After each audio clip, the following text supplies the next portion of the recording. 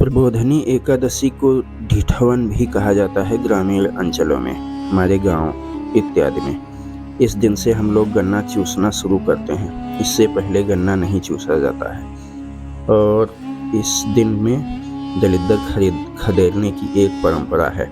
इसका आयोजन किया जाता है। देखिए श्रीमती जी ये भगवान विष्णु के लिए चौक पूर रही हैं और ये कहा जाता है कि भगवान विष्णु ऐसे आएंगे यहाँ पे और उनके चरण बनाए जाते हैं और फिर सीढ़ी बनाई जाती है और पूरे घर में तमाम तरह के छाप बनाए जाते हैं।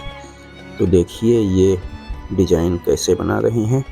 इनको पहले सफ़ेद बनाया जाता है चावल का आटा घोल करके और उसके बाद फिर इसमें बीच में रंग लगाए जाते हैं। लाल रंग से फिर इसको सजाया जाता है और यह भी इसको देव उठनी एकादशी या प्रबोधनी एकादशी के दिन यह किया जाने वाला एक प्रमुख परंपरागत कृत्य है, धार्मिक कृत्य है। और इसके बाद में ये सब बनाने के बाद में फिर सब लोग सो जाते हैं और सुबह 3:30-4 के आसपास जगते हैं। सुबह 3:30-4 बजे के आसपास जगते हैं और फिर पुराना सूप जो होता है घर में उसको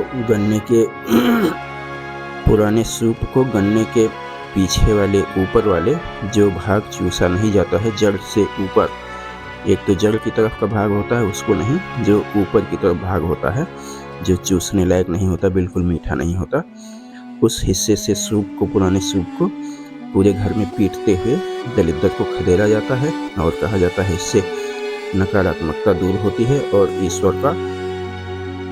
ईश्वर का वास होता है घर में। फिर पूरे घर में उस सूप को बजाते हुए पूरे घर में फिर घर से बाहर जाया जाता है और उस सूप को वहीं पे फेंक दिया जाता है। अक्सर इस काम के लिए पुराना सूप इस्तेमाल किया जाता है और वहाँ पे फेंक करके उसको जला के तापा जाता है। इसके बाद वापस आते हैं और अगले दिन का कार्यक्रम करते हैं। तो इस तरह से ढिठवन के दिन या देव उठनी एकादशी के दिन भगवान विष्णु को इस तरह से आमंत्रित किया जाता है, उनका स्वागत किया जाता है। ये देखिए इनके पैर बनाए जा रहे हैं। तो ये है भगवान विष्णु के पैर, इस तरह से इनको बनाया जाता है और सीढ़ी बनाई जाती है और उस पे फिर माना जाता है कि भगवान विष्णु ऐसे प्रकट होते हैं यहाँ पे और फिर इस सीढ़ी पे चढ़ते हुए वो पूरे घर में जाके व्याप्त हो जाते हैं। और फिर सुबह हम लोग सूप से पुराने साल भर इस्तेमाल किए हुए पुराने सूप को उसी गन्ने की डंडी से पीटते हुए ढिठवन या मनाया जाता है और दलिद्दर को खदेड़ा जाता है। ये देखिए श्रीमती जी ये डिजाइन बना रही हैं। इसका क्या महत्व है मुझे नहीं पता, इस चीज़ का क्या महत्व या मतलब है मुझे पता नहीं, लेकिन ये भी बनाने की परंपरा है। अब बहुत सारी चीज़ें हमारे धर्म में हैं जो हम लोग मानते तो हैं लेकिन हमें पता नहीं क्यों मानते हैं, इसको खोजने की आवश्यकता है। ऐसा नहीं कि जो हमें पता नहीं है उसका कोई महत्व नहीं है, इस पे खोजबीन करने की आवश्यकता है। इसका क्या मतलब है? तो हमारे त्योहारों के समय किए जाने वाली ये क्रियाएँ हमारे धर्म के गहन सिद्धांतों को अपने में समेटे हुए होती हैं, तो इनकी खोजबीन करने की आवश्यकता है। ये इसलिए बना दी जाती हैं ताकि जब कभी कोई सिद्ध पुरुष या फिर कोई अवतार होगा तो वो इन सब चीज़ों को देख करके इनकी सार्थकता को पहचान जाएगा कि ये किस लिए ऐसे आयोजन किए गए थे और समाज और लोगों के स्वास्थ्य पे इनका क्या असर है। तो ये रहा, देखिए चौक पूरा बन गया है और इसके बाद अब ये सीढ़ी बनने की प्रक्रिया हो रही है। देखिए कैसे सुंदर सीढ़ी बन रही है और यह चौक को रंगों से सजा भी दिया गया है और यह काम घर की महिलाएं ही करती हैं।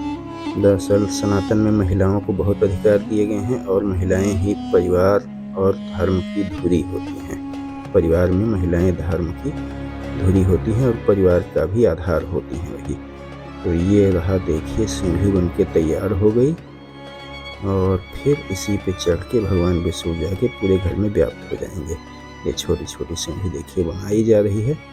एक बात ध्यान रखने की है कि यह अगर आप लोग भी इस त्यौहार का वीडियो बनाएं तो जिस रात ढिठवन होता है उसी रात इसको लोड मत करिएगा। माना जाता है कि इससे किसी दूसरे को उसी दिन ढिढोन बनाने से पहले देखना नहीं चाहिए, दिखाना नहीं चाहिए। तो ये वीडियो हमने बनाया उसी दिन था, लेकिन लोड अब आज करेंगे। इसको उसी समय नहीं दिखाना चाहिए किसी को। तो देखिए भगवान विष्णु ऐसे अपने पैरों से होते हुए घर में जाएंगे और पूरे घर में व्याप्त हो जाएंगे। भगवान विष्णु 4 महीने बाद जब जगते हैं तो पूरे सृष्टि में हर्षोल्लास छा जाता है और हर तरफ फिर रुके हुए तमाम मंगल कार्य, विवाह और इत्यादि कार्य होने लगते हैं जो भगवान के सोए रहने से नहीं होते हैं। तो इस तरह से हम लोग इस त्यौहार को मनाते हैं। तो देखिए पूरा तैयार हो गया है। ये वो क्या कहते हैं, इसको चौक कहते हैं। ये चौक पूरा तैयार हो गया है और इस दिन आंवला, सिंघाड़ा ये सब भी खाया जाता है, गन्ना चूसा जाता है। ये सूप है जिसको बजाया जाएगा। और फिर देखिए इसको, ये रहा सब चीजें।